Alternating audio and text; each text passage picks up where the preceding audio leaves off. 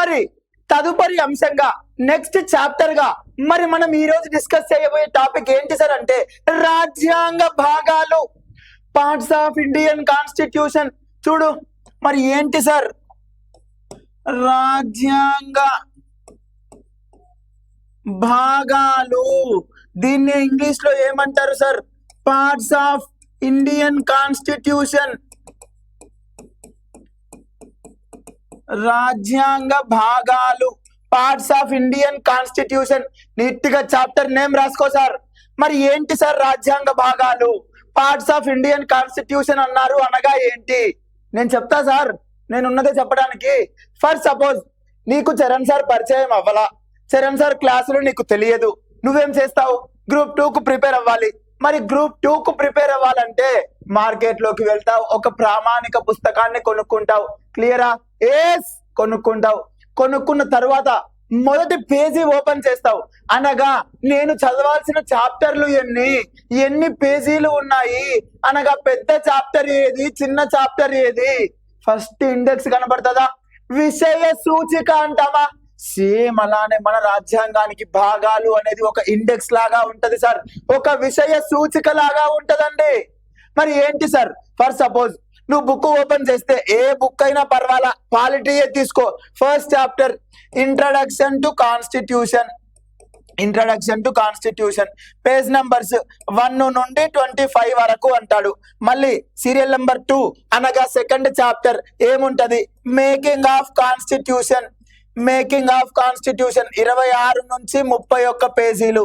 మళ్ళీ third chapter so and so chapter, so and so page numbers.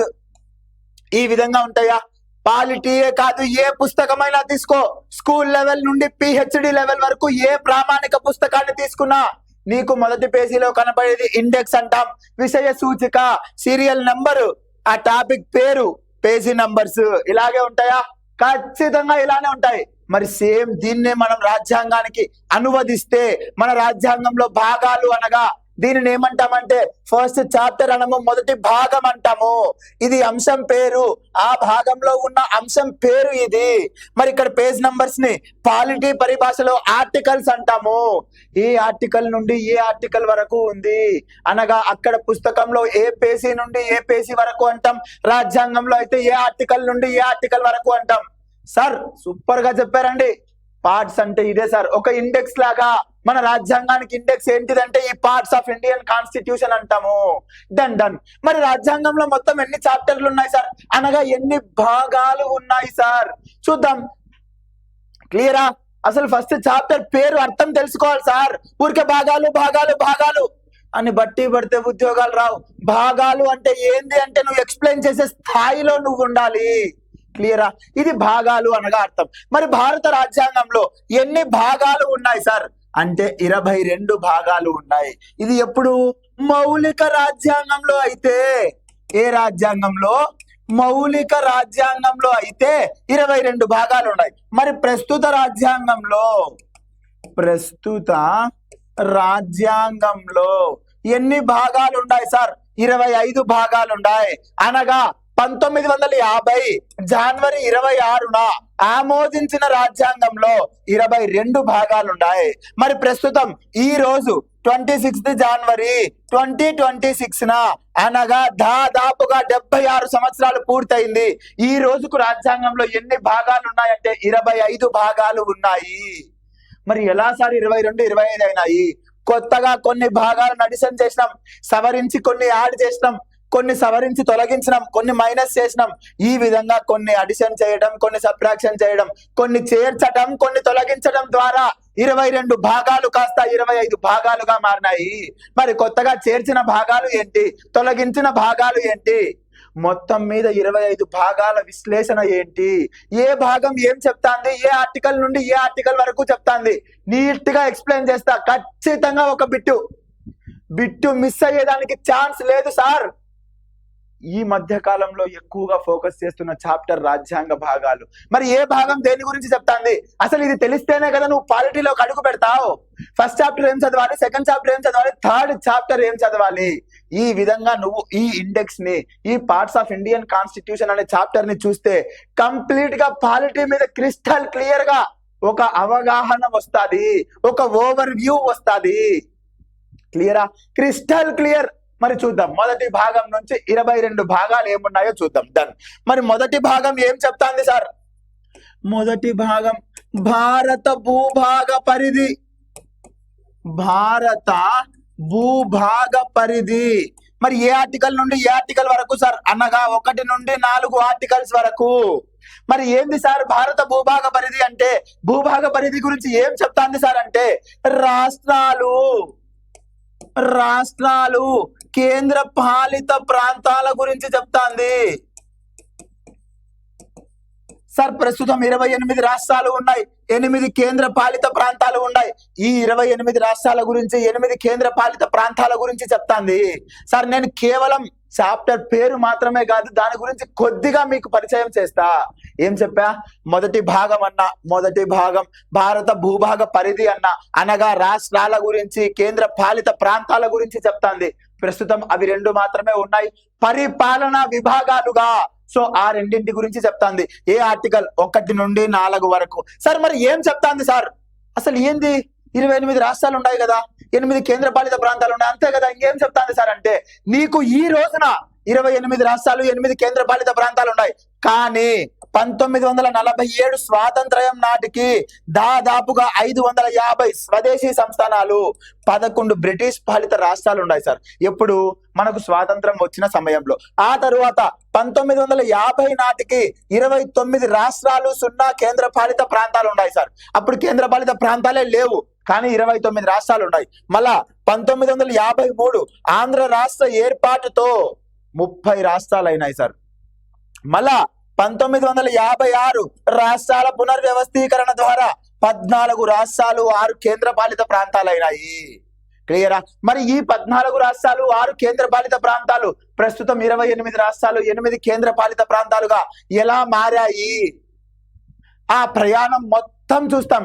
1947తో మొదలు పెడితే 2026 ఈ రోజు నాటి వరకు ఎన్ని రాష్ట్రాలు, ఎన్ని కేంద్ర పాలిత ప్రాంతాలు, తొలగించిన రాష్ట్రాలు ఏంటి, కొత్తగా ఏర్పడిన రాష్ట్రాలు ఏంటి, వాటి రాజ్యాంగ సవరణలు ఏంటి? కొత్తగా రాష్ట్రం తీసుకురావాలంటే రాజ్యాంగ సవరణ చేయాలి. మరి ఆ రాజ్యాంగ సవరణ సాధారణ మెజారిటీయా, ప్రత్యేక మెజారిటీయా? కూలంకుషంగా ఇన్ డెప్త్ గా మొదటి భాగం అనగా ఫస్ట్ చాప్టర్ భారత భూభాగ పరిధిలో నేను మీకు చెప్పటానికి సిద్ధంగా ఉన్నా. ఇదే భారత భూభాగ పరిధి. Clear sir? ఇది మొదటి భాగమైన భారత భూభాగ పరిధి. డన్. మరి రెండవ భాగం ఏం చెప్తాంది సార్? రెండవ భాగం పౌరసత్వం. 5 నుండి 11 ఆర్టికల్స్ పౌరసత్వం, సిటిజన్షిప్ గురించి చెప్తాంది. మరి ఏంది సార్ పౌరసత్వం? నేను మా అమ్మ మా నాన్నకు పుట్టినా కాబట్టి నేను భారతీయ పౌరుణ్ణి సార్. నేను భారతదేశంలో పుట్టాను కాబట్టి నేను భారతీయ పౌరుణ్ణి సార్. 2 కరెక్టే. ఇంకా ఏమైనా ఉన్నాయా అంటే భారతదేశంలో పౌరసత్వం పొందాలంటే ఎన్ని రకాలుగా పౌరసత్వాన్ని పొందవచ్చు? 5 రకాలుగా పౌరసత్వాన్ని పొందవచ్చు. జన్మతః పౌరసత్వం, వారసత్వ రీత్యా పౌరసత్వం, భూభాగ రీత్యా పౌరసత్వం, నమోదు రీత్యా పౌరసత్వం, సహజీకృత పౌరసత్వం. అనగా జన్మతః నువ్వు నీ తల్లిదండ్రులకు పుడితే నువ్వు భారత పౌరుడివి. వారసత్వ రీత్యా, వారసత్వం ఆధారంగా పౌరసత్వం. ఇవి 2 జన్మించడం ద్వారా లేదా వారసుల ద్వారా వచ్చే పౌరసత్వాలు. భూభాగ రీత్యా పౌరసత్వం, వేరే దేశాలతో యుద్ధం చేసినాం, ఆక్రమించినాం, వాళ్ళ భూభాగాలు మన దేశంలో కలుపుకున్నాం. మరి ఆ భూభాగంలో ఉన్న ప్రజలకు భారతదేశంలోకి వచ్చారా, వాళ్ళకు భారత పౌరసత్వం కల్పించాలా? కల్పించాలి. దీన్నే భూభాగ రీత్యా పౌరసత్వం అంటాము. ఆ తర్వాత నమోదు రీత్యా పౌరసత్వం, కొన్ని సంవత్సరాల పాటు భారతదేశంలో నివసిస్తే నమోదు రీత్యా పౌరసత్వం ఇస్తాం. సహజీకృత పౌరసత్వం, కొన్ని సంవత్సరాల పాటు భారతదేశంలో సహజంగా వివాహం చేసుకోవడం ద్వారా కానీ నివసిస్తే దాన్ని సహజీకృత పౌరసత్వం అంటాం. మరి క్రిస్టల్ క్లియర్ గా చెప్పు సార్, కూలంకుషంగా డెప్త్ గా చెప్పు సార్. ఈడెందుకు చెప్తా? చాప్టర్ లో చెప్తా సార్. ఇది జస్ట్ ఇండెక్స్ మాత్రమే. క్లియరా? మరి భారత పౌరసత్వాన్ని వదులుకోవాలి. ఎన్ని రకాలుగా వదులుకోవచ్చు? 3 రకాలుగా వదులుకోవచ్చు. Termination, renunciation, deprivation. ఈ 3 రకాలుగా వదులుకోవచ్చు. ఇలాంటివన్నీ కూలంకుషంగా ఇన్ డెప్త్ గా పర్సన్స్ ఆఫ్ ఇండియన్ ఆరిజిన్ అంటాడు, ఇంకా ఎన్ఆర్ఐ, నాన్ రెసిడెంట్ ఇండియన్ అంటాడు. అసలు ఏంటివన్నీ పౌరసత్వం అనే చాప్టర్ లో నేను డిస్కస్ చేస్తా. క్లియర్? ఇది రెండవ చాప్టర్, రెండవ భాగమైన పౌరసత్వం. 5 నుంచి 11 ఆర్టికల్స్ చెప్తాంది. అండ్ దెన్ మూడవ భాగం ప్రాథమిక హక్కులు. ప్రాథమిక హక్కులు ఫండమెంటల్ రైట్స్ అంటాము. ప్రాథమిక హక్కులు ఫండమెంటల్ రైట్స్ అంటాము ఇంగ్లీష్ లో. ఏ ఆర్టికల్ నుండి ఏ ఆర్టికల్ వరకు? 12 నుండి 35 ఆర్టికల్స్ వరకు, దాదాపుగా 24 ఆర్టికల్స్ మన భారత పౌరులకు ఉండవలసిన హక్కుల గురించి పేర్కొంటాంది. సార్ ఏంది సార్ హక్కు? ఫండమెంటల్ రైట్ అంటే అవే ఏంది?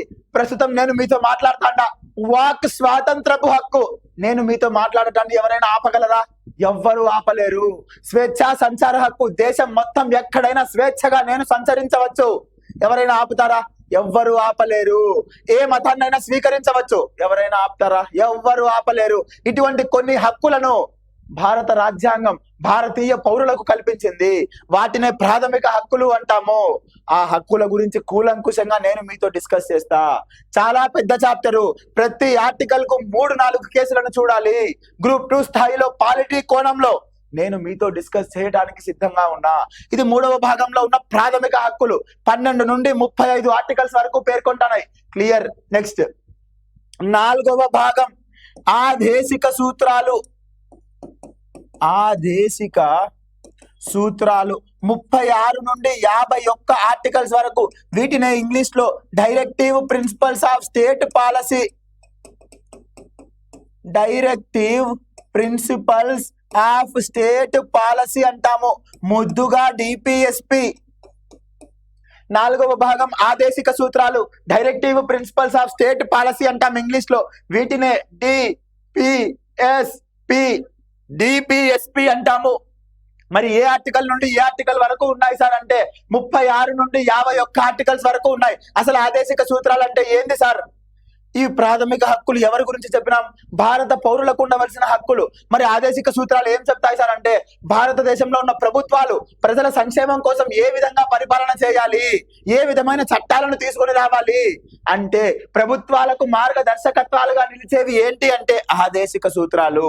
ఆదేశిక సూత్రాలు పౌరులతో పని లేదు సార్. ఇవి ప్రభుత్వాలకు మార్గదర్శకత్వం చేసేవి. అనగా ప్రభుత్వాలకు సంబంధించినవే ఆదేశిక సూత్రాలు, directive principles of state policy. మరి ఏం చెప్తాయి సార్? ప్రభుత్వాలకు ప్రజా సంక్షేమం కోసం పని చేయాలంటున్నావు. ఏ విధంగా వీళ్ళు పని చేయాలి సార్ అంటే కిలో రేషన్ బియ్యం 2 రూపాయలకి ఇస్తాండాయి ప్రతి నెల. ప్రజా సంక్షేమం కోసం మాత్రమే ఇస్తాండాయి. Below poverty line. వాడు పని చేయాలంటే ఫస్ట్ పుష్టిగా తిండి తింటే కదా మనకి శక్తి వచ్చేది. మరి ఆ తిండి వాడు సంపాదించుకోలేని దీన స్థితిలో ఉన్నాడు. తిండి కూడా సంపాదించలేని దీన స్థితిలో ఉన్నారు బిలో పావర్టీ లైన్. వాళ్లకు మనం బియ్యం గాని, కందిపప్పు గాని, చక్కెర గాని ఇట్లాంటివి అందిస్తే అన్నం పప్పు వండుకొని తింటాడు. తిన్నాక వాడు పనికి పోయి ఎంతో కొంత డబ్బు సంపాదించుకుంటాడు. ఉచిత గ్యాస్ సిలిండర్, సంవత్సరంలో 3 ఉచిత గ్యాస్ సిలిండర్లు అన్నారు. ఎందుకు? వాడు వంట చేసుకోవడానికి. మహిళలకు ఉచిత బస్సు అన్నారు. ఏం ప్రభుత్వానికి డబ్బులు ఎక్కువ ఇచ్చిందా మహిళలకు ఉచిత బస్సు? లేదా అపోజిషన్ వాళ్ళు ప్రాపగాండా చేస్తున్నట్టు ఓట్ల కోసమే ఇలాంటివి ప్రవేశపెట్టినారా? కాదు సార్. ఆదేశిక సూత్రాల్లో చెప్పినారు స్త్రీలను, పిల్లలను, బిలో పావర్టీ లైన్ బడుగు బలహీన వర్గాలను వాళ్ళ స్థాయిని పెంచు, ఆదాయ సమానత్వాన్ని తీసుకురా అనగా ఆదాయాన్ని పెంచు. మరి స్త్రీలు ఇంట్లోనే ఉంటారే, వాళ్ళు చేతి వృత్తుల ద్వారా కొన్ని పరికరాలను తయారు చేసినారే. సపోజ్ బొరుగుల ఫ్యాక్టరీలో బొరుగులు తయారు చేస్తారు, అగరబత్తీల ఫ్యాక్టరీలో అగరబత్తీలు తయారు చేస్తారు, కుట్టు మిషన్లకు అవసరమయ్యే దారాలను తయారు చేస్తారు. ఇవన్నీ చేతి వృత్తులే కదా. మరి ఇంట్లో కూర్చొని తయారు చేసుకున్నారు. మరి వాటిని అమ్ముకోవాలా? అమ్ముకోవాలంటే ఒక ప్రాంతం నుండి ఒక ప్రాంతానికి పోవాలా? పోవటానికి కూడా వాళ్ళ దగ్గర డబ్బులు లేవు. ఆర్థిక పరిస్థితులు అంతంత మాత్రంగా ఉన్నాయి. మరి వాళ్లకు ఉచిత బస్సును ప్రవేశపెడితే ఒక ప్రాంతం నుండి ఇంకొక ప్రాంతానికి వెళ్ళి ఆ పరికరాలను లేదా ఆ పనిముట్లను అమ్ముకొని వాళ్ళు డబ్బు సంపాదించుకుని ఆర్థికంగా కొంత భాగమైనా కోలుకుంటారు అనే ఉద్దేశంతో తీసుకొచ్చిందే ఈ మహిళా ఉచిత బస్సు. మరి మహిళా ఉచిత బస్సును ప్రవేశపెట్టిన మొదటి రాష్ట్రం ఏది అంటాడు కర్ణాటక, 2వ రాష్ట్రం ఏది అంటాడు తెలంగాణ, 3వ రాష్ట్రం ఏది అంటాడు ఆంధ్రప్రదేశ్. ఇలాంటివన్నీ ఆదేశిక సూత్రాల్లో నేర్చుకుంటాం సార్. క్లియర్ గా చెప్తా ఆదేశిక సూత్రాల్లో. డన్. 4వ భాగం ఆదేశిక సూత్రాలు 36 నుండి 51 ఆర్టికల్స్ వరకు. క్లియర్. మరి నెక్స్ట్ ఏంది సార్? 4A భాగం. దీన్నే ప్రాథమిక విధులు అంటారు. 4A భాగం ప్రాథమిక విధులు 51A ఆర్టికల్ దీని గురించి చెప్తాంది. సార్ ఏంది సార్ అన్నిటికీ నంబర్లు చెప్పినావు, వీడికి వచ్చేసరికి ఏ భాగం అన్నావు? సార్ నేను స్టార్టింగ్ లో నీకేం చెప్పాను? భారత మౌలిక రాజ్యాంగంలో 22 భాగాలు, ప్రస్తుతం 25 భాగాలు అన్నా కదా. నీకు కనపడే లాస్ట్ నెంబర్ 22 కనబడతాది, 22 కనబడతాది. మరి 25 అన్నావి ఏంటి సార్ అంటే ఇట్లాంటి సబ్ క్లాసులు యాడ్ చేసుకుంటాం. 4 sub class A, 4 sub class B, 9 sub class A, 14 sub class A, ఇలాంటి సబ్ క్లాసులను యాడ్ చేసుకుంటామా? వాటన్నిటిని యాడ్ చేస్తే నీకు వచ్చేవి 25. బట్ నెంబర్ చివరిగా కనపడేది మాత్రం 22. దీని మీద క్లారిటీ ఉండాలి సార్, దీని మీద క్లారిటీ ఉండాలి. సో 4 భాగం ప్రాథమిక విధులు 51 ఆర్టికల్లో తీసుకొచ్చినాం. అదేంది సార్, ఇది తర్వాత చేర్చినారా? ప్రాథమిక విధుల్ని మళ్ళా తీసుకొచ్చినామా అంటే మౌలిక రాజ్యాంగం రచించిన బిఆర్ అంబేద్కర్ కు తెలీదా ప్రాథమిక విధుల గురించి అంటాడు? తెలియదు సార్ ఆయనకు. భారత పౌరులంతా మంచి వాళ్ళే అనుకున్నారు, ఎవరు గొడవలు చేయరు, ప్రభుత్వ ఆస్తిని ధ్వంసం చేయరు, ఒకరి మీదికి ఒకరు గొడవలకు పోరు, ఉద్యోగాలకు సక్రమంగా పోయి పని చేసుకుంటారు అనుకున్నాడు మన భారత రాజ్యాంగ రూపకర్త బిఆర్ అంబేద్కర్. కానీ ఏం జరిగిందంటే 1972వ సంవత్సరంలో భారతదేశంలో అత్యవసర పరిస్థితి, నేషనల్ ఎమర్జెన్సీ విధించినారు. నేషనల్ ఎమర్జెన్సీ ఎందుకు సార్ అంటే ఇందిరాగాంధీ ఎన్నిక చెల్లదు అని చెప్పి అలహాబాద్ హైకోర్టు తీర్పు ఇచ్చింది. అంటే ఒక ఎన్నిక జరిగింది సార్, ఉత్తరప్రదేశ్ లోని రాయ్ బరేలీలో ఒక ఎన్నిక జరిగింది. ఆ ఎన్నికలో ఏమైంది అంటే అక్కడ ఇందిరాగాంధీ ప్రధానమంత్రిగా అవ్వాలి అంటే ఆ ఎన్నికలో ఎంపీగా గెలవాలి. మరి ఎంపీగా గెలవాలి ఖచ్చితంగా, ఎందుకంటే ఆమె ప్రధానమంత్రి స్థానం కావాలి కాబట్టి. సో ఆమె రిగ్గింగ్ చేసిందో, ఓటు చేరు చేసిందో, డబ్బులు ఇచ్చి గెలిచిందో మనకు తెలీదు, మొత్తానికైతే గెలిచింది. మరి ఇందిరాగాంధీకి అపోజిషన్ గా జనతా పార్టీ సెక్యులర్ తరపున నిలబడిన రాస్ నారాయణ కేసు వేసినాడు. ఇందిరాగాంధీ తప్పుగా గెలిచింది, ఓటు చోరీ చేసింది, రిగ్గింగ్ చేసింది అని చెప్పినాడు. అలహాబాద్ హైకోర్టులో కేసు వేసినాడు. అలహాబాద్ హైకోర్టులో కేసు వేస్తే సర్ జస్టిస్ జగమోహన్ సిన్హా ఏం చెప్పినాడంటే ఎస్ కరెక్టే, రాస్ నారాయణ నువ్వు చెప్పింది కరెక్టే, ఈమె రిగ్గింగ్ చేసింది, సో ఇందిరాగాంధీ ఎన్నిక చెల్లదు అని తీర్పిచ్చినాడు. దీంతో భారతదేశంలో కల్లోలాలు చెలరేగినాయి, అంతర్గత కల్లోలాలు చెలరేగినాయి. ప్రజలు ప్రభుత్వ ఆస్తిని ధ్వంసం చేయడం మొదలు పెట్టినారు. మా ఇందిరాగాంధీ ఎన్నిక చెల్లదంటావా? ఈ విధంగా ఎట్ట పడితే అట్ట గొడవలు అల్లర్లు సృష్టించినారు భారతదేశంలో. అప్పుడు ఇందిరాగాంధీ ఏం చేసిందంటే, అయ్యా పౌరులారా, భారతీయ ప్రజల్లారా, మీరు ఇలా ఉండకూడదు, సంయమనం పాటించండి, సహనంతో ఉండండి, నేను మళ్ళీ అప్పీల్ చేసుకుంటా సుప్రీంకోర్టు, టెన్షన్ పడద్దు అనేది. ఆ లోపే జరగాల్సింది మొత్తం జరిగిపోయింది. ప్రభుత్వ ఆస్తులు ధ్వంసం చేసినారు, కనబడిన కార్లు వాహనాలను తగలబెట్టడం మొదలు పెట్టినారు, పిల్లలను పెద్దలను ముసలి వాళ్ళను తొక్కి వేయడం మొదలు పెట్టినారు, తొక్కిసలాటలు జరిగినాయి. ఆ సమయంలో ఇందిరాగాంధీ రష్యా దేశాన్ని సందర్శించింది. మరి రష్యా దేశంలో ప్రాథమిక విధులు అనే ఒక కాన్సెప్ట్ ఉంది. రష్యా దేశంలో ప్రాథమిక విధులు అనే ఒక కాన్సెప్ట్ ఉంటే ప్రాథమిక విధులు అంటే భారత పౌరులకు కొన్ని విధులను మనం సూచించాలి, కొన్ని డ్యూటీస్ ని మనం సూచించాలి. అనగా జాతీయ పతాకం ఎక్కడ కనిపించినా గౌరవించు, జాతీయ గీతాన్ని గౌరవించు, జాతీయ గేయాన్ని గౌరవించు, నదులను సంరక్షించు, అడవులను సంరక్షించు, ప్రభుత్వ ఆస్తిని ధ్వంసం చేయవద్దు, మహిళలను అక్క తమ్ముళ్ళలా సోదరిలాగా గౌరవించు, చిన్న పిల్లలను గౌరవించు. ఇలాంటి కొన్ని ప్రాథమిక విధులను తీసుకొచ్చినాం సార్. ఆ ప్రాథమిక విధులే 4 సబ్ క్లాస్ ఏ. మరి కొత్తగా చేర్చామని చెప్పినా కదా, మరి ఏదైనా రాజ్యాంగ సవరణ చెప్పు సార్ అంటే, మరి ఏ రాజ్యాంగ సవరణ ద్వారా వీటిని చేర్చినాం సార్ అంటే 42వ రాజ్యాంగ సవరణ 1976 ద్వారా దీన్ని తీసుకొచ్చినాము. 42nd కాన్స్టిట్యూషనల్ అమెండ్మెంట్ 1976 అంటాము. మరి దీన్ని తీసుకొచ్చిన ప్రధానమంత్రి ఎవరు, పిఎం ఎవరు అంటే ఇందిరాగాంధీ. పిఎం ఎవరు అంటే ఇందిరాగాంధీ. మరి ప్రెసిడెంట్ ఎవరు అంటే ఫక్రుద్దీన్ అలీ అహ్మద్. ఇది 4 సబ్ క్లాస్ ఏ. హిస్టరీ రాసుకోవద్దు sir, just 4 sub class A topic, దాని ఆర్టికల్స్. ఏ రాజ్యాంగ సవరణ ద్వారా తెచ్చిన ప్రధానమంత్రి ప్రెసిడెంట్. నేను చెప్పే విషయాలన్నీ నీకు అర్థం కావడానికి, గుడ్డిగా చదివి బట్టి పడతావని చెప్పి నేను కొంచెం రిలేటెడ్ గా దాని గురించి చెప్తాండా. ఈ చాప్టర్లన్నీ మనకు పాలిటీలో ఉన్నాయి, ముందు పోతే మొత్తం నీట్ గా కూలంకుశంగా నేను డిస్కస్ చేస్తా. జస్ట్ బ్రీఫ్ ఇంట్రొడక్షన్ ఇస్తాండా, విను, కాన్సన్ట్రేషన్ గా విను, గుర్తుంటది అంతే. నువ్వు రాసుకోవాల్సిన మ్యాటర్ ఇంతే, రెండో భాగమైంది, మూడో భాగమైంది, 4వ భాగమైంది. నేను చెప్పే స్టోరీ విను, ఎందుకు వచ్చింది, దాంట్లో ఏం చెప్తాము, మళ్ళా చాప్టర్ లో కూడా చెప్తా. క్లియర్. ఇది 4 భాగం. మరి నెక్స్ట్ ఏంది, 5వ భాగం కేంద్ర ప్రభుత్వం గురించి చెప్తాంది. కేంద్ర ప్రభుత్వం అంటే ఏంది సార్, సెంట్రల్ గవర్నమెంట్. 52 నుండి 151 ఆర్టికల్స్ దీని గురించి చెప్తాన్నాయి. 5వ భాగం కేంద్ర ప్రభుత్వం ఏ ఆర్టికల్ నుండి ఏ ఆర్టికల్ వరకు అంటాడు? 52 నుండి 151. Crystal clear. మరి ఏం చదువుతాం సార్ కేంద్ర ప్రభుత్వంలో? మొదటగా చదవాల్సింది పార్లమెంటు అనగా లోక్సభ, రాజ్యసభ, ఆ తర్వాత రాష్ట్రపతి, ఉపరాష్ట్రపతి, ప్రధానమంత్రి, మంత్రి మండలి, వీళ్ళంతా కేంద్ర ప్రభుత్వం కిందికే వస్తారు సార్. ఎవరెవరు? పార్లమెంటు, లోక్సభ, రాజ్యసభ, రాష్ట్రపతి, ఉపరాష్ట్రపతి, ప్రధానమంత్రి, మంత్రి మండలి, ఇక్కడ మొత్తం కేంద్ర ప్రభుత్వం గురించి చదువుతాం. మరి భారత రాజ్యాంగంలో అతి పెద్ద భాగం ఏది అంటాడు? 5వ భాగం. ఎందుకు అంటే 100 ఆర్టికల్స్ ఉన్నాయి. ఖచ్చితంగా 100 ఆర్టికల్స్. 52 నుండి 151 వరకు ఎన్ని ఆర్టికల్స్ అంటే 100 ఆర్టికల్స్ ఉన్నాయి. భారత రాజ్యాంగంలో అతి పెద్ద భాగం ఏది అంటే 5వ భాగం, కేంద్ర ప్రభుత్వం. క్లియర్. మరి నెక్స్ట్ 6వ భాగం 152 నుండి 237 ఆర్టికల్స్ చెప్తాంది. ఏది గురించి చెప్తాంది సార్? రాష్ట్ర ప్రభుత్వం. రాష్ట్ర ప్రభుత్వం. ఇక్కడేమో సెంట్రల్ గవర్నమెంట్, ఇక్కడేమో స్టేట్ గవర్నమెంట్. ఆర్టికల్స్ తీసుకుంటే 152 నుండి 237 ఆర్టికల్స్ చెప్తాయి. మరి ఏం చదవాలి సార్ రాష్ట్ర ప్రభుత్వంలో? రాష్ట్ర శాసనసభ, రాష్ట్ర శాసన మండలి, ముఖ్యమంత్రి, గవర్నరు, మంత్రి మండలి. ఏం చెప్పినా కేంద్ర ప్రభుత్వంలో ఏం చదువుతామో సేమ్ రాష్ట్ర ప్రభుత్వంలో అవే ఉంటాయి. రాష్ట్ర శాసనసభ, రాష్ట్ర శాసన మండలి, గవర్నర్, ముఖ్యమంత్రి, మంత్రి మండలి, ఇవి చదువుతాం ఎక్కడ? రాష్ట్ర ప్రభుత్వంలో. క్లియరా? ఇది కేంద్ర ప్రభుత్వం గురించి 5వ భాగం, రాష్ట్ర ప్రభుత్వం గురించి 6వ భాగం. Crystal clear. చరణ్ సార్ చెప్పేది ఆశామాషిగా ఉండదు. ఒక్కసారి విన్నామంటే మైండ్ లో కూర్చోవాలంతే. క్లియరా?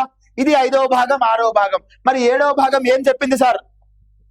7వ భాగం 238 గురించి చెప్తాంది. ఏం చెప్పింది సార్? పార్ట్ బి రాష్ట్రాల గురించి.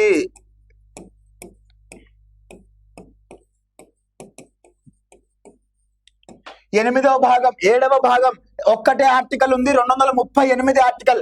ఏం చెప్పింది సార్ అంటే పార్ట్ బి రాష్ట్రాల గురించి. ఏంది సార్ పార్ట్ బి రాష్ట్రాలు? ఏంది సార్ నువ్వు చెప్పింది? 28 రాష్ట్రాలు, 8 కేంద్ర పాలిత ప్రాంతాలే కదా.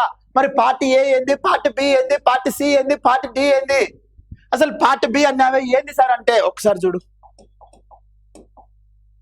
నేనేం చెప్పినా నీకు? 1950 అనగా రాజ్యాంగం అమల్లోకి వచ్చిన నాటికి 29 రాష్ట్రాలు, 0 కేంద్ర పాలిత ప్రాంతాలు అని చెప్పినానా?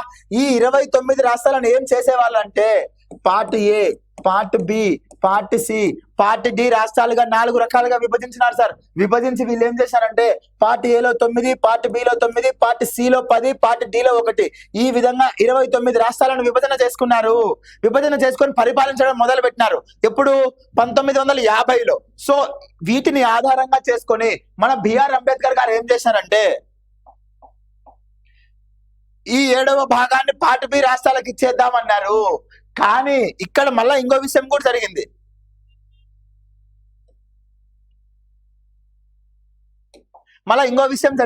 ఏం జరిగింది? 1950లో మాత్రమే ఇవి ఉన్నాయి. 1956కు వచ్చేసరికి ఇవి రద్దు అయిపోయినాయి. ఇవి part A, part B, part C, part D రాష్ట్రాలు రద్దు. ఏ సంవత్సరంలో? 1956వ సంవత్సరంలో రద్దు అయిపోయినాయి. మరి రద్దు అయిపోయిన తర్వాత మనకు అవసరమా? రద్దు అయిపోయి ఏమొచ్చినాయి? 14 రాష్ట్రాలు, 6 కేంద్ర పాలిత ప్రాంతాలు వచ్చినాయి కదా. మరి రద్దయిన అంశాలు మనకెందుకు అని చెప్పి ఈ 7వ భాగాన్ని, ఈ 7వ భాగం లేదు సార్ ఇప్పుడు తొలగించాము. ఎప్పుడు తొలగించాం సార్ అంటే 7వ రాజ్యాంగ సవరణ. 7వ రాజ్యాంగ సవరణ 1956 ద్వారా తొలగించాము. మరి తొలగించాలంటే కూడా నీ ఇష్టం వచ్చినట్టు తొలగించకూడదు. దానికంటూ ఒక పర్టికులర్ ప్రొసీజర్ ఉంది. దాన్నే రాజ్యాంగ సవరణ అంటాము. 7వ రాజ్యాంగ సవరణ 1956 ద్వారా ఈ 7వ భాగాన్ని తొలగించాము. అనగా ప్రస్తుతం భారత రాజ్యాంగంలో 7వ భాగం లేదు సార్. క్లియరా? Crystal clear. ఇది 7 భాగాల విషయం. అడుగుతాడు ఎగ్జామ్ లో 7వ భాగం ఎందుకు తొలగించినామంటే పార్ట్ బి రాష్ట్రాల గురించి ఉండింది. మరి పార్ట్ బి రాష్ట్రాలు ప్రస్తుతం లేవా అంటే లేవు. ఎప్పుడు ఉన్నాయంటే 1950లో ఉన్నాయి. ఎప్పటి వరకు ఉన్నాయంటే 1956 వరకు ఉన్నాయి. క్లియరా? Crystal clear. నెక్స్ట్ 8వ భాగం 239 నుండి 242 ఆర్టికల్స్ చెప్తాంది. దేని గురించి?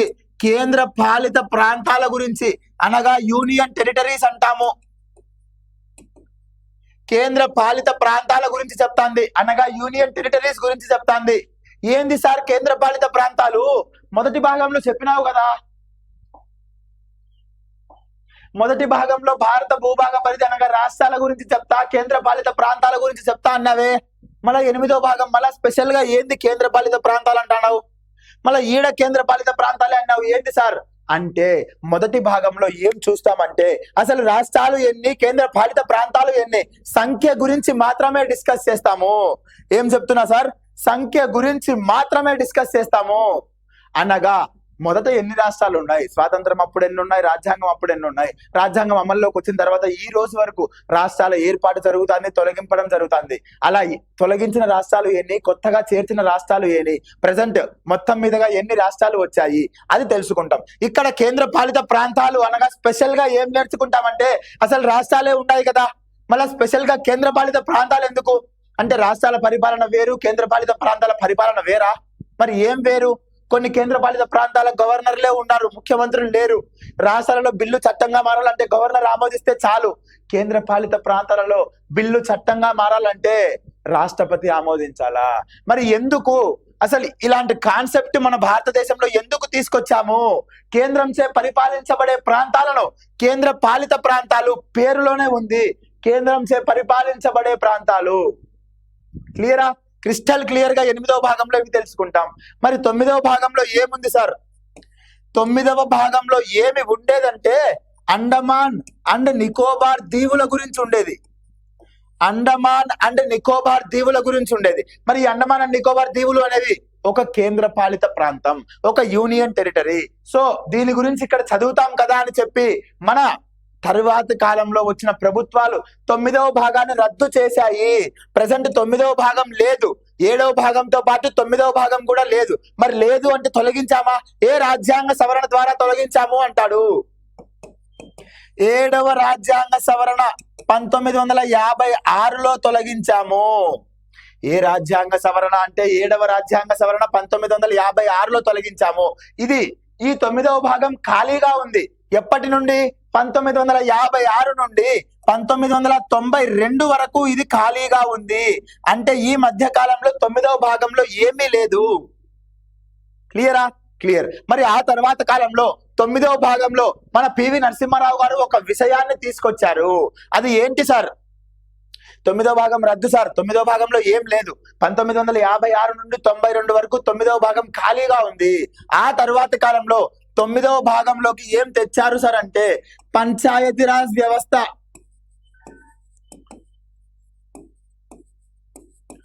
పంచాయతీరాజ్ వ్యవస్థ తీసుకొచ్చారు. మరి ఏ ఆర్టికల్ నుండి ఏ ఆర్టికల్ వరకు తీసుకొచ్చారు సార్? 243 కామా 243 సబ్ క్లాస్ ఏ నుండి 243 సబ్ క్లాస్ ఓ వరకు. అనగా ఎన్ని ఆర్టికల్స్ అంటాడు? 16 ఆర్టికల్స్ అని చెప్పు. క్లియరా? Crystal clear. మరి కొత్తగా తీసుకొచ్చాం కదా, మరి దీని రాజ్యాంగ సవరణ ఏంటి సార్? 73వ రాజ్యాంగ సవరణ 1992 తీసుకొచ్చిన ప్రధానమంత్రి పివి నరసింహారావు, తీసుకువచ్చిన రాష్ట్రపతి పివి నరసింహారావు, శంకర్ దయాళ్ శర్మ కొత్తగా ఏం యాడ్ చేయలే సార్, ఉండే భాగంలోనే దీన్ని తీసుకొచ్చి పెట్టినారు. అనగా 9వ భాగంలో పంచాయతీరాజ్ వ్యవస్థ 243 సబ్ క్లాస్ ఏ నుండి ఓ వరకు మొత్తం ఆర్టికల్స్ అంటే 16 ఆర్టికల్స్ ఉన్నాయి. 73వ రాజ్యాంగ సవరణ 1992 ద్వారా తెచ్చిన ప్రధానమంత్రి పివి నరసింహారావు, రాష్ట్రపతి శంకర్ దయాళ్ శర్మ. ఇది 9వ భాగం. మరి పంచాయతీరాజ్ వ్యవస్థ అంటే ఏంది సార్? జిల్లా పరిషత్, మండల పరిషత్, గ్రామ పంచాయతీ. అనగా జిల్లాల పరిపాలన జిల్లాకి ఇచ్చేసినాం, మండల పరిపాలన మండల పరిషత్కి ఇచ్చేసినాం, గ్రామాల పరిపాలన గ్రామ పంచాయతీకి ఇచ్చినాం. డీసెంట్రలైజేషన్, వికేంద్రీకృత పరిపాలన. మొత్తం కేంద్రం చూసుకోదు, కేంద్ర ప్రభుత్వం, రాష్ట్ర ప్రభుత్వం, స్థానిక ప్రభుత్వాలు. వికేంద్రీకరణ చాప్టర్ లో నీట్ గా కూలంకుశంగా డిస్కస్ చేస్తా. ఈ రాజ్యాంగ సవరణ ద్వారా ఏం అంశాలు తెచ్చారు, ఈ ఆర్టికల్స్, ఒక్కొక్క ఆర్టికల్ గురించి నీట్ గా నేను డిస్కస్ చేయడానికి సిద్ధంగా ఉన్నా. క్లియరా? ఇది 9వ భాగం రాజ్యాంగ సవరణ. నెక్స్ట్ 9 ఆఫ్ ఏ భాగం ఏమొచ్చింది సార్? నగర పాలక సంస్థలు. నగర పాలక సంస్థలు ఏ ఆర్టికల్ నుండి అంటే 243 పి నుండి 243 జెడ్ సబ్ క్లాస్ జి వరకు. 243 పి నుండి జెడ్ వరకు అయిపోయింది. మళ్ళా జెడ్ సబ్ క్లాస్ ఏ, జెడ్ సబ్ క్లాస్ బి అని చెప్పి జెడ్ సబ్ క్లాస్ జి వరకు తీసుకొని పోయినారు. ఎన్ని ఆర్టికల్స్ ఉన్నాయి సార్? 18 ఆర్టికల్స్ ఉన్నాయి. 18 ఆర్టికల్స్ ఉన్నాయి. మరి కొత్తగా తెచ్చినాం కదా సబ్ క్లాస్ ఏ అని చెప్పినా కదా. మరి ఏ రాజ్యాంగ సవరణ సార్? 74వ రాజ్యాంగ సవరణ 1992. సేమ్ ఇయర్ లోనే అది 73, ఇది 74 తీసుకొచ్చిన ప్రధానమంత్రి పివి నరసింహారావు, తీసుకొచ్చిన రాష్ట్రపతి శంకర్ దయాళ్ శర్మ ఆమోదించాడు. ఈ రాష్ట్రపతి తెచ్చిన వ్యక్తి పివి నరసింహారావు, రాష్ట్రపతి శంకర్ దయాళ్ శర్మ. మరి ఏంది సార్ నగరపాలక సంస్థలు అంటాడవే? ఏంది సార్? మున్సిపాలిటీలు, కార్పొరేషన్లు. 1 మిలియన్ జనాభా దాటిన ప్రాంతాన్ని కార్పొరేషన్ అంటాము. 1 మిలియన్ జనాభా కంటే తక్కువ ఉన్న ప్రాంతాన్ని మున్సిపాలిటీ అంటాము. 1 మిలియన్ అనగా 10 లక్షల జనాభా. క్లియరా? కూలంకుషంగా ఇన్ డెప్త్ గా ఈ రాజ్యాంగ సవరణ గురించి, ఈ పూర్తి ఆర్టికల్స్ గురించి, అసలు నగర పాలక సంస్థల గురించి నేను మీతో డిస్కస్ చేస్తా 9 ఆఫ్ ఏ భాగంలో. క్లియరా? Crystal clear.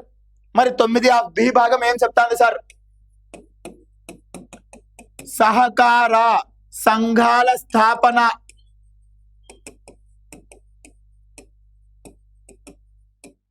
సహకార సంఘాల స్థాపన. మరి ఆర్టికల్స్ ఏంటి sir? 243 Z sub class H నుండి జెడ్ సబ్ క్లాస్ టి వరకు. 243 జెడ్ సబ్ క్లాస్ హెచ్ నుండి జెడ్ సబ్ క్లాస్ టి వరకు సహకార సంఘాల స్థాపన. Cooperative societies.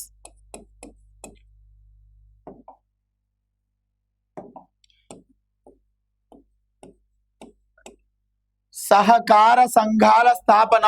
వీటిని ఇంగ్లీష్ లో కోఆపరేటివ్ సొసైటీస్ అంటాము. ఏంది సార్ కోఆపరేటివ్ సొసైటీస్ అంటే? ఫస్ట్ కొత్తది కదా, దాని రాజ్యాంగ సవరణ తెలుసుకో. 97వ రాజ్యాంగ సవరణ 2011 ద్వారా మన్మోహన్ సింగ్ ప్రధానమంత్రి మన్మోహన్ సింగ్, రాష్ట్రపతి ప్రతిభా పాటిల్. ప్రధానమంత్రి అంటే మన్మోహన్ సింగ్, ప్రెసిడెంట్ అంటే ప్రతిభా పాటిల్. అప్పుడు కాంగ్రెస్ గవర్నమెంట్ ఉంది 2011లో. 97వ రాజ్యాంగ సవరణ ఇంపార్టెంట్. మరి ఏంది సార్ సహకార సంఘాలు? Cooperative societies. కోఆపరేటివ్ సొసైటీస్ అంటే కొన్ని, దీన్ని సహకార సంఘాలు అంటాము. అనగా ఇప్పుడు బ్యాంకులు దేనికోసం పనిచేస్తాయి సార్? అది ప్రభుత్వ రంగ బ్యాంకు కావచ్చు, ప్రైవేట్ రంగ బ్యాంకు కావచ్చు. లాభాలు ఆర్జించడం కోసం మాత్రమే పనిచేస్తాయి. నీకు రుణాలు ఇవ్వాలంటే వడ్డీతోనే ఇస్తాయి, వడ్డీ లేని రుణాలు ఇవ్వవు. బట్ సహకార సంఘాలు కొంతమంది సభ్యులు ఒక గ్రూపుగా ఏర్పడి, ఒక సంఘంగా ఏర్పడి ఆ గ్రూపు యొక్క ఉపయోగాల కోసం పనిచేస్తారు. ఆ గ్రూపు యొక్క అభివృద్ధి కోసం పనిచేస్తారు. లాభాల కోసం పనిచేయరు. ఆ సంఘ అభివృద్ధి కోసం పనిచేస్తారు. క్లియరా? ఇది సహకార సంఘాల స్థాపన. ఇవి హౌసింగ్ సొసైటీస్ ఉన్నాయి, క్రెడిట్ సొసైటీస్ ఉన్నాయి, అగ్రికల్చర్ సొసైటీస్ ఉన్నాయి. రకరకాలైన రుణాలు వీళ్ళు ఇస్తారు. వీటిని కోఆపరేటివ్ సొసైటీస్ అంటాము. సహకార సంఘాల స్థాపన. వీటికి రాజ్యాంగ భద్రత, కాన్స్టిట్యూషనల్ స్టేటస్ కనిపించింది ఎవరు అంటే మన మన్మోహన్ సింగ్. చాప్టర్ లో నీట్ గా ఇన్ డెప్త్ గా డిస్కస్ చేస్తా. ఇది కోఆపరేటివ్ సొసైటీస్ లేదా సహకార సంఘాలు. క్లియర్? ఇది 9 ఆఫ్ బి భాగం. మరి 10వ భాగం ఏం చెప్తాంది సార్? Scheduled comma tribal.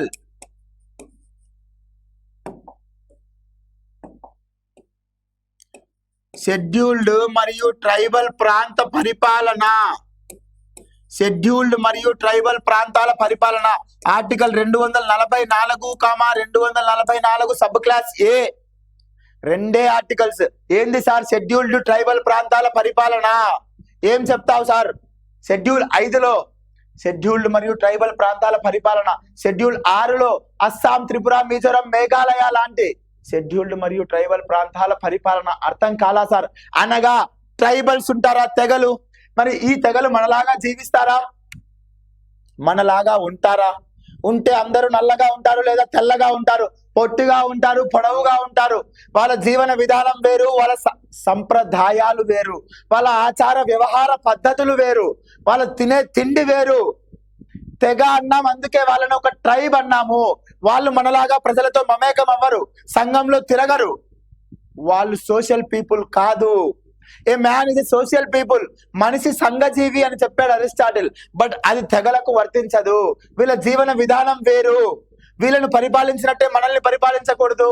మన పరిపాలన వేరు, తెగల పరిపాలన వేరు. వాళ్ళు ఆచార్య సంప్రదాయాలకు అనుగుణంగా వాళ్ళకు పరిపాలన అందించాలి అని చెప్పి సపరేట్ గా షెడ్యూల్డ్ మరియు ట్రైబల్ ప్రాంతాలను గుర్తించారు. అనగా ఆ ప్రాంతాలలో ఎక్కువగా షెడ్యూల్డ్ మరియు ట్రైబల్ జాతికి చెందిన ప్రజలు ఉంటారు.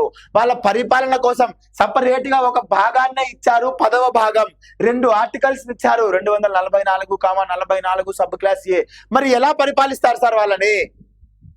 నీట్ గా చాప్టర్ లో డిస్కస్ చేస్తా. ఇది ఇండెక్స్ మాత్రమే. క్లియరా? Crystal clear. ఇది 10 భాగాలు పూర్తి. 11వ భాగం ఏం చెప్తాంది సార్? 245 నుండి 263 వరకు 11వ భాగం ఏం చెప్తాంది అంటే కేంద్ర రాష్ట్రాల మధ్య శాసన పరిపాలన సంబంధాల గురించి చెప్తాంది. శాసన పరిపాలనా సంబంధాలు అంటే executive and legislative relations between centre and state. శాసనపరమైన సంబంధాలు, పరిపాలనాపరమైన సంబంధాలు. ఏ భాగం? 11వ భాగం 245 నుండి 263 వరకు చెప్తాంది. ఏంది సార్ కేంద్ర రాష్ట్రాల మధ్య శాసన సంబంధాలు ఏంది, పరిపాలనా సంబంధాలు ఏంది అంటాడు. శాసన అంటే యాక్ట్, అనగా నువ్వు ఏ అంశాల మీద చట్టాలు చేయాలి, రాష్ట్రాలు ఏ అంశాల మీద చట్టాలు చేయాలి అనేది వీళ్ళు నీట్ గా డిస్కస్ చేసుకున్నారు సార్. కేంద్ర జాబితా, రాష్ట్ర జాబితా, ఉమ్మడి జాబితా. కేంద్ర జాబితాలో ఉన్న అంశాలపై కేంద్రం మాత్రమే చట్టాలు చేయాలి, రాష్ట్ర జాబితాలో ఉన్న అంశాలపై రాష్ట్రాలు మాత్రమే చట్టాలు చేయాలి, ఉమ్మడి జాబితాలో ఉన్న అంశాలపై ఇద్దరూ చట్టాలు చేయవచ్చు. బట్ మొదట కేంద్రం చేస్తే కేంద్రం చేసిన చట్టమే చెల్లుతుంది. దీన్నే కేంద్ర రాష్ట్రాల మధ్య శాసనపరమైన సంబంధాలు అంటాము. మరి పరిపాలనా సంబంధాలు ఏంటి సార్?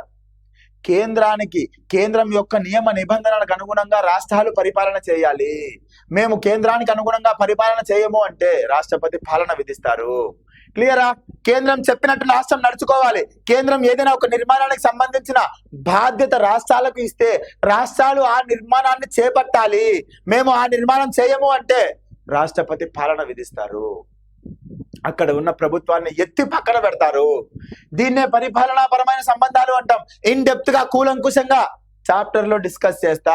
నీకు జస్ట్ బ్రీఫ్ ఇంట్రొడక్షన్ ఇస్తాను అంతే. క్లియరా? ఇది 11వ భాగం, కేంద్ర రాష్ట్రాల మధ్య శాసన పరిపాలన పరమైన సంబంధాలు. సార్ సపరేట్ గా శాసన సంబంధాలు, సపరేట్ గా పరిపాలన సంబంధాల ఆర్టికల్స్ అడిగితే ఏం చేయాలా? రెండిటికి కలిపి 245 నుంచి 263 అన్నావు. మరి సపరేట్ గా శాసన సంబంధాలకు ఆర్టికల్స్, పరిపాలన సంబంధానికి ఆర్టికల్స్ అడిగితే రాసుకో. 245 నుండి 255 వరకు శాసన సంబంధాల గురించి చెప్పే ఆర్టికల్స్, 256 నుంచి 263 వరకు పరిపాలనా సంబంధమైన ఆర్టికల్స్. క్లియరా? ఇలా ఉండాలి సార్ సబ్జెక్ట్ అంటే. నీకు ఇష్టం వచ్చినట్టు చదవకూడదు సార్. ఒక పద్ధతి, ఒక ఆర్డరు, ఒక విధానం ఉండాలా. ఊరికే 10వ భాగం షెడ్యూల్ ట్రైబల్ ప్రాంతాల పరిపాలన అని బట్టి పడితే ఆ రోజే గుర్తుంటాది సార్, నెక్స్ట్ డే గుర్తుండదు. దాని గురించి కొంచెమైనా సమాచారం తెలిసి ఉండాలి. దాన్ని కాన్స్టిట్యూషన్ లో చేర్చడానికి కారణం ఏంది, దాని వెనుకున్న చరిత్ర ఏంది, తరువాతి క్లాసులలో మనం ఏం చదవబోతాం, చిన్న బ్రీఫ్ ఇంట్రడక్షన్ అన్నా ఉండాలి సార్. అది లేకపోతే కష్టం. భాగాలు అనే చాప్టర్ ఎందరు ఎట్లా చెప్తారంటే ఒక టేబులర్ ఫామ్ వేసుకొని 1వ భాగం ఇది ఇన్ ఆర్టికల్స్, 2వ భాగం ఇది ఇన్ ఆర్టికల్స్ పట్టిస్తాండవా? పిల్లలను బైహార్ట్ చేయమంటాండవా? చెయ్యాకు సార్. అట్లాంటి ఫ్యాకల్టీల దగ్గరికి పోవాకు సార్. అట్లాంటి క్లాసులు వినాకు సార్. ఉద్యోగం రాదు నీకు. మనం ఉద్యోగం కోసం చదివేది కోచింగ్ కోసం కాదు. కోచింగ్ కోసం నేను వస్తా అంటే బయట దండిగా ఇన్స్టిట్యూట్లు ఉన్నాయి, పో. నాకు ఉద్యోగం మాత్రమే కావాలంటే చరణ్ సార్ దగ్గరికి రా, అమృతాస్ అకాడమీలో జాయిన్ గా. నీకు కోచింగ్ రీతిలో ఉద్యోగం వచ్చే రీతిలో కోచింగ్ ఇస్తారు నీకు. ఈడ కేవలం కోచింగ్ మాత్రమే ఇవ్వరు. మనకు ఫైనల్ గా కావాల్సింది ఉద్యోగం సార్. నేను పిహెచ్డి చేస్తా దీంట్లో అంటే ఎందుకు? పిహెచ్డి చేసుకోవాలంటే బయట పోయి ఆడని చేసుకోపో. గ్రూప్ 2కి వచ్చి పిహెచ్డి ఎందుకు? గ్రూప్ 2 స్థాయిలో పాలిటీ కోణంలో ఉద్యోగం రావడానికి ఎలా చదవాలో నేను చెప్తా, ఏం చదవాలో నేను చెప్తా, ఏం చదవకూడదో నేను చెప్తా. ఇది 11వ భాగం. క్లియరా? డన్. మరి 12వ భాగం ఏం చెప్తాంది సార్? 12వ భాగం 264 నుండి 300 ఏ ఆర్టికల్స్ వరకు కేంద్ర రాష్ట్రాల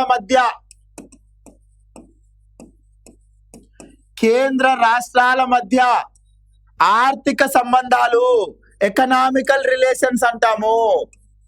ఇందాక చదివింది శాసన సంబంధాలు, పరిపాలనా సంబంధాలు, ఇప్పుడు చదివేది ఆర్థిక సంబంధాలు. 12వ భాగం 264 నుండి 300 సబ్ క్లాస్ ఏ. క్లియరా? Crystal clear. మరి ఏంది సార్ ఆర్థిక సంబంధాలు? Income tax, VAT, corporate tax, registration tax, GST, ఇలాంటి ట్యాక్సులు ఉన్నాయా? మనం కడతాండమా? నీ ఆదాయం ఇంత అయితే ఇంత ట్యాక్స్ కట్టు, నీ ఆదాయం ఇంత అయితే ఇంత ట్యాక్స్ కట్టు, అంతే కదా? మరి ఆ ట్యాక్సులు కడితే నువ్వు ఎవరికి ట్యాక్స్ కడతాండావు? ఆ ట్యాక్స్ సొమ్ము కేంద్ర ప్రభుత్వానికి పోతాందా, రాష్ట్ర ప్రభుత్వానికి పోతాందా? పోతే ఏ రేషియోలో విభజిస్తున్నారు? ఎంత వాటా వీళ్ళకెంత వాటా, వీళ్ళకెంత వాటా? అలాంటి విషయాలు మొత్తం ఆర్థిక సంబంధాల్లో చెప్తా సార్. కూలంకుషంగా ఇన్ డెప్త్ గా డిస్కస్ చేస్తా. డన్. ఇది కేంద్ర రాష్ట్రాల మధ్య ఆర్థిక సంబంధాలు. నెక్స్ట్ 13వ భాగం 301 నుండి 307 వరకు అంతర్రాష్ట్ర వర్తక వాణిజ్యం. అంతర్రాష్ట్ర వర్తక వాణిజ్యం, దీన్నే ఇంగ్లీష్ వాళ్ళైతే ఇంటర్ స్టేట్ ట్రేడ్ రిలేషన్స్. మరి ఏంది సార్ అంతర్రాష్ట్ర వర్తక వాణిజ్యం? సార్ నాకు ఎక్స్పోర్ట్స్ తెలుసు, ఇంపోర్ట్స్ తెలుసు. ఒక దేశం నుండి ఒక దేశానికి పంపిస్తే ఎక్స్పోర్ట్ అంటాము, ఒక దేశం నుండి మన దేశానికి దిగుమతి చేసుకుంటే ఇంపోర్ట్ అంటాము. ఇది దేశాల మధ్య జరిగే వ్యాపారం. బట్ ఇది ఇంటర్ స్టేట్, మన భారతదేశం లోపలే రాష్ట్రాల మధ్య జరిగే వ్యాపారం. ఏంది సార్? ఫర్ సపోజ్ ఆంధ్రప్రదేశ్ లో వరి బాగా పండుతా ఉంది. ఒకప్పుడు రైస్ బౌల్ ఆఫ్ ఇండియా అని పిలిచే వాళ్ళం ఆంధ్రప్రదేశ్ నే. ప్రస్తుతం ఆంధ్రప్రదేశ్ లో వరి రైస్ బౌల్ ఆఫ్ ఇండియా అని పిలిచేంతగా పండట్లేదు, బట్ మాక్సిమం పండుతా ఉంది. ఆంధ్రప్రదేశ్ ప్రజలు తినంగా ఇంకా ఎక్సెస్ ఉంది. మరి ఆ రైస్ ను వేరే రాష్ట్రానికి పంపించాలి. మరి పంపించాలంటే లారీల ద్వారానో ట్రాక్టర్ల ద్వారానో పంపిస్తామా? మరి ఒక దేశం నుండి ఇంకొక దేశానికి వెళ్తే బార్డర్ లో ట్యాక్స్ కట్టాలా? మరి పన్ను కడతాండమా? ఆ పన్ను ఎలా కట్టాలి? కట్టిన పన్ను ఏ రాష్ట్రానికి పోతుంది? కట్టిన పన్ను మన రాష్ట్రానికే వస్తుందా లేదా ఆ రాష్ట్రం తీసుకుంటుందా? అంతర్రాష్ట్ర వర్తక వాణిజ్యం, ఇంటర్ స్టేట్ ట్రేడ్ రిలేషన్స్ కూలంకుషంగా ఇన్ డెప్త్ గా నేను మీతో డిస్కస్ చేస్తా. ఏ భాగంలో? 13వ భాగంలో. డన్. మరి నెక్స్ట్ 14వ భాగం 308 నుండి 323 వరకు కేంద్ర రాష్ట్ర ఉద్యోగ సర్వీసులు.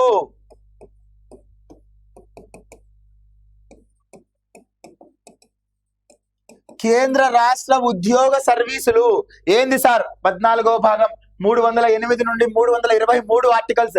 కేంద్ర రాష్ట్ర ఉద్యోగ సర్వీసులు, central government and state government services. UPSC కేంద్రంలో ఉద్యోగాలను భర్తీ చేసే ఒక రిక్రూట్మెంట్ బాడీ. ఏపీపీఎస్సి ఆంధ్రప్రదేశ్ కు సంబంధించిన రిక్రూట్మెంట్ బాడీ.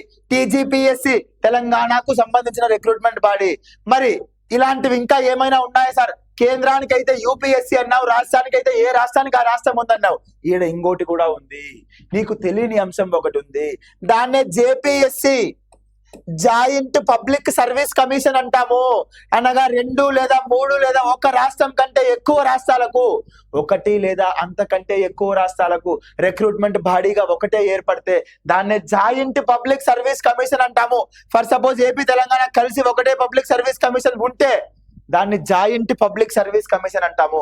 ఈ పబ్లిక్ సర్వీస్ కమిషన్స్ గురించి కూలంకుషంగా 14వ భాగంలో నేను మీతో డిస్కస్ చేస్తా. క్లియరా? ఇది 14వ భాగం. మరి నెక్స్ట్ ఏంటి సార్?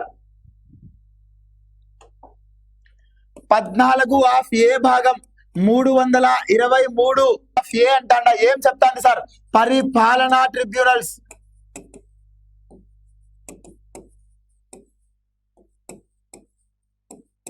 పరిపాలనా ట్రిబ్యునల్స్ గురించి చెప్తాంది. మరి ఏంది సార్ పరిపాలనా ట్రిబ్యునల్స్ అంటే? ఇందాక ఉద్యోగ సర్వీసుల గురించి చూసామా? మరి ఆ ఉద్యోగులకు కష్ట సుఖాలలో, లాభ నష్టాలలో ఏదైనా సమస్యలు ఉంటే దాన్ని పరిష్కరించాల్సిన బాధ్యత పరిపాలనా ట్రిబ్యునల్స్ కు ఉంది. మరి ఈ పరిపాలనా ట్రిబ్యునల్స్ ఏ ఆర్టికల్ ద్వారా ఉన్నాయి అంటే 323 sub class A, 14 sub class A. Sub class అనగానే గుర్తు రావాలి నీకు, కొత్తగా చేర్చాము. మరి ఏ రాజ్యాంగ సవరణ ద్వారా చేర్చారు? 42వ రాజ్యాంగ సవరణ 1976 ద్వారా చేర్చాము. చేర్చిన ప్రధానమంత్రి ఇందిరాగాంధీ. చేర్చిన రాష్ట్రపతి ఫక్రుద్దీన్ అలీ అహ్మద్. క్లియర్. ఏ రాజ్యాంగ సవరణ? 42వ రాజ్యాంగ సవరణ 1976, ఇందిరాగాంధీ మరియు ఫక్రుద్దీన్ అలీ అహ్మద్. 14 భాగం పరిపాలనా ట్రిబ్యునల్స్. ప్రతి ట్రిబ్యునల్ గురించి నేను మీకు డిస్కస్ చేస్తా. ఎన్ని ట్రిబ్యునల్స్ ఏర్పడినాయి, అసలు ఆ ట్రిబ్యునల్స్ ఏర్పడడానికి గల కారణం ఏంటి, వచ్చిన రిజల్ట్ ఏంటి డిస్కస్ చేద్దాం. డన్. ఇది 14 సబ్ క్లాస్ ఏ. నెక్స్ట్ 15వ భాగం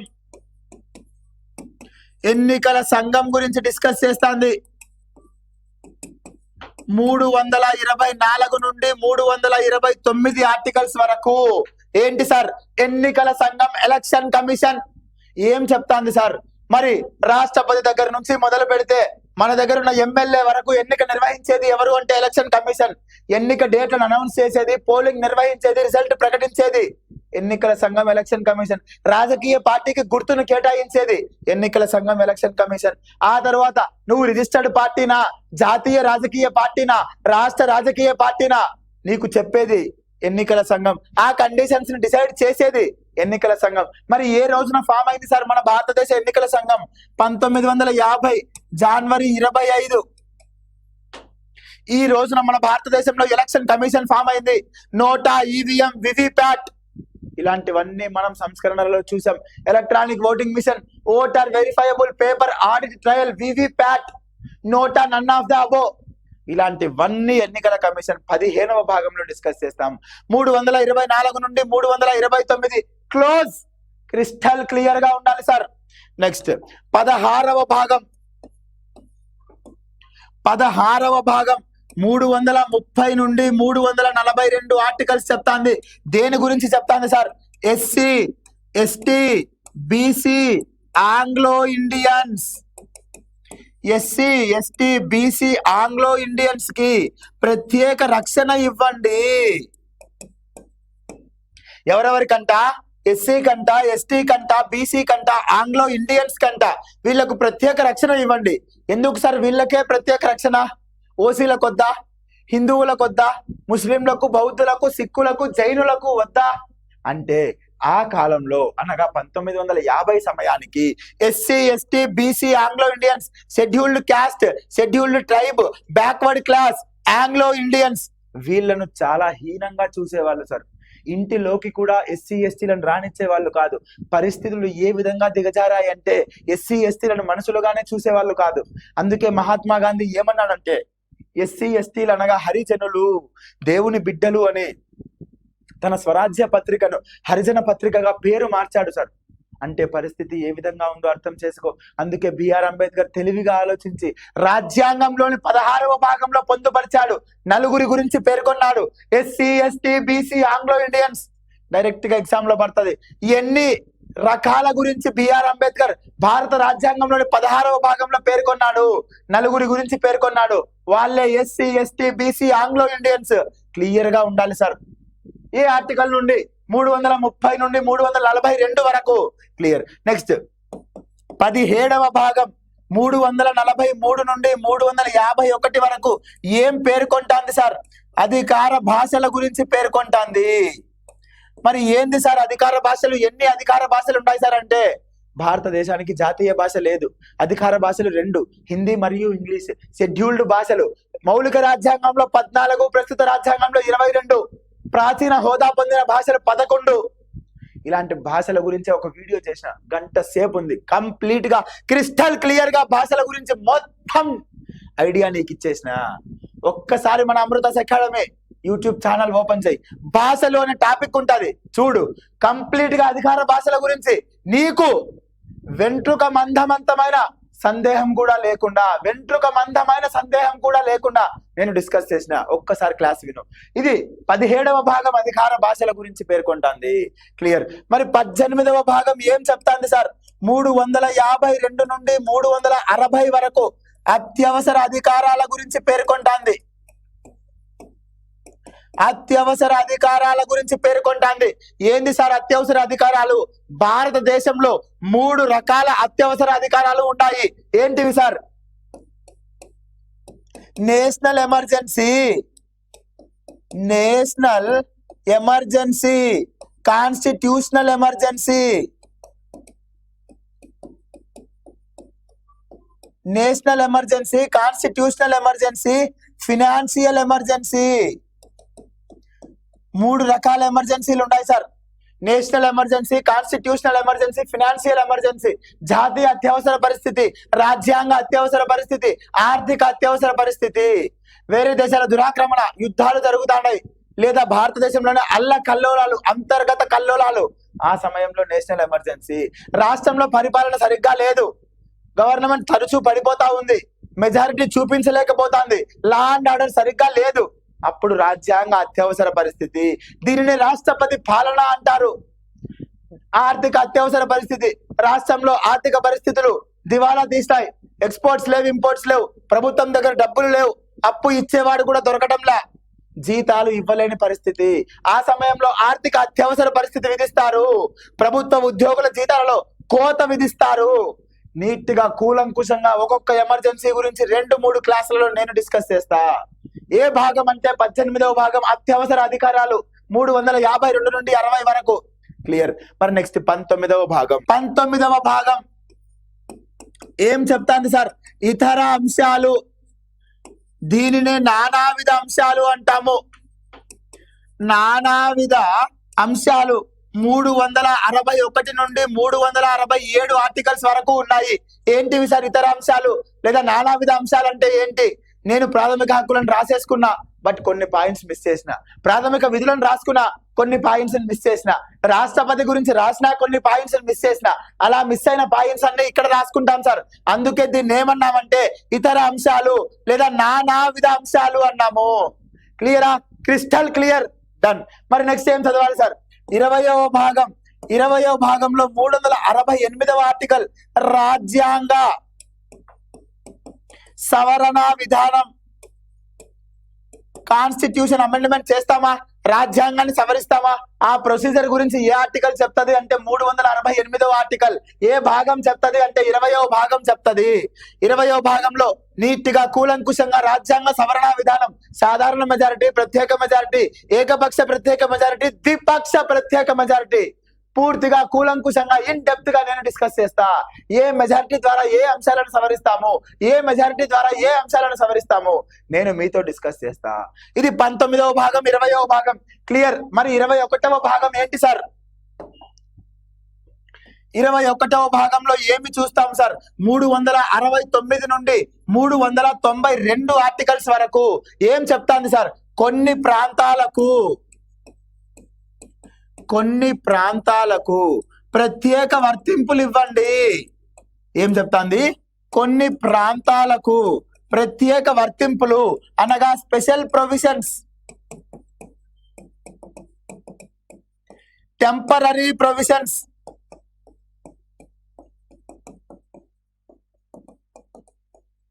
ట్రాన్సిషనల్ ప్రొవిజన్స్,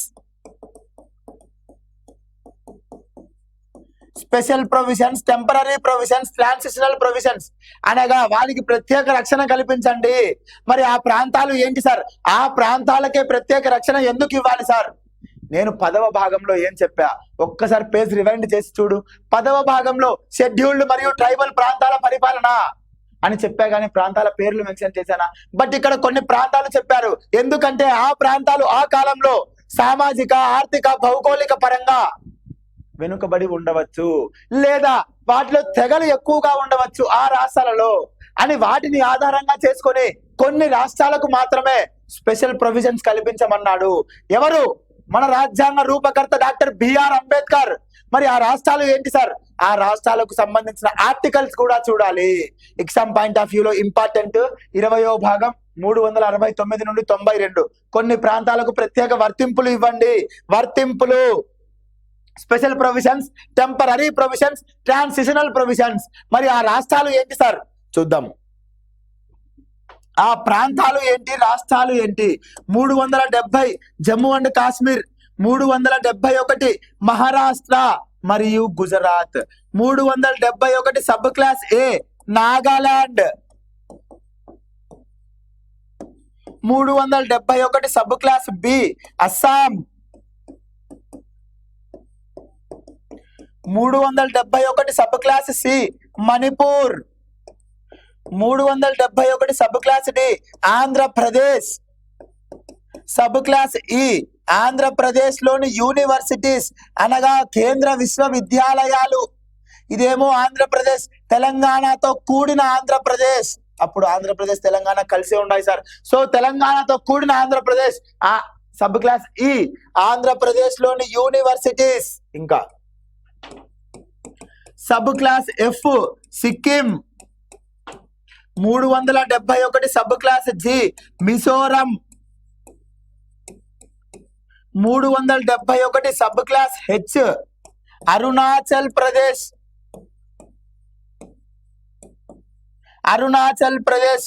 371 ఐ గోవా. 371 జే కర్ణాటక. ఇవి ఆ కొన్ని ప్రాంతాలు లేదా కొన్ని రాష్ట్రాలు. ప్రాంతాల పేరు తెలియాలి, వాటి ఆర్టికల్ కూడా తెలియాలి. 370 Jammu Kashmir. 71 Maharashtra Gujarat. 71 sub class A Nagaland. Sub class B Assam. Sub class C Manipur. Sub class D Andhra Pradesh అనగా ఆంధ్రప్రదేశ్ మరియు తెలంగాణ రెండు వస్తాయి. సబ్ క్లాస్ ఈ ఆంధ్రప్రదేశ్ లోని యూనివర్సిటీస్ కేంద్ర విశ్వవిద్యాలయాలు. Sub class F Sikkim. Sub class G Mizoram. H Arunachal Pradesh. I Goa. J Karnataka. Crystal clear గా ఉండాలి సార్. ఎవరి క్లాసులు? చరణ్ సార్ క్లాసులు. అందరిలాగా స్లైడ్ వేసుకొని చెప్పం. స్లైడ్స్ వేసి మ్యాటర్ ముందుగా రాసుకొని ఎక్స్ప్లెయిన్ చేస్తా పోతా అంటాడు. బుక్ తీసుకొని చదువుకో. క్లాస్కి ఎందుకు పోవాల్సిన అవసరం ఏముంది? ఒక ఉపాధ్యాయుడు ఒక పాఠాన్ని కథలాగా చెప్పాలి సార్. బుక్ లో ఉండేది చదివి వినిపిస్తా అంటే అనవసరం. ఆ ఫ్యాకల్టీ దగ్గరికి పో, జాబ్ రాదు. మళ్ళీ నెక్స్ట్ నోటిఫికేషన్స్ కి నా దగ్గర వచ్చి కూర్చో. ఒక పాఠం చెప్తాండమంటే పిల్లోడు సినిమా చూసినట్టు ఉండాలా, పాఠం చెప్పినట్టు ఉండకూడదు. కళ్ళకు కట్టినట్టు సినిమా చూసినట్టు ఉండాలి ఒక పాఠం చెప్పాలంటే. అది గురువు గారు. మా గురువులు అలానే చెప్పారు సార్. మా నాన్నగారి గురువులు కూడా అలానే చెప్పారు. బట్ ఇప్పటి గురువులు చాలా మారిపోయారు సార్. బుక్ తీసుకొని చదివి వినిపిస్తారు. అది చదువా? ఇంకా అది మనం ఇంట్లో కూర్చొని చదువుకోలేమా? దానికి ఎందుకు ఇన్స్టిట్యూట్ పోవడం? దానికి ఎందుకు బళ్ళకు పోవడం? స్కూల్కి పోవడం ఎందుకు? కాలేజ్ పోవడం ఎందుకు? పోవటానికి గల కారణం ఏంది అంటే, ఒక గురువు ఒక పాఠాన్ని కథలాగా చెప్తాడు, 10 కాలాలు గుర్తుండేలాగా చెప్తాడు. అందుకు కదా మనం ఇన్స్టిట్యూట్కి పోవాలా? లేకుంటే ఇంట్లో బుక్ తీసుకొని నేనే చదువుకోను. క్లియర్? ఇది 21వ భాగం రాష్ట్రాల గురించి. నెక్స్ట్ 22వ భాగం.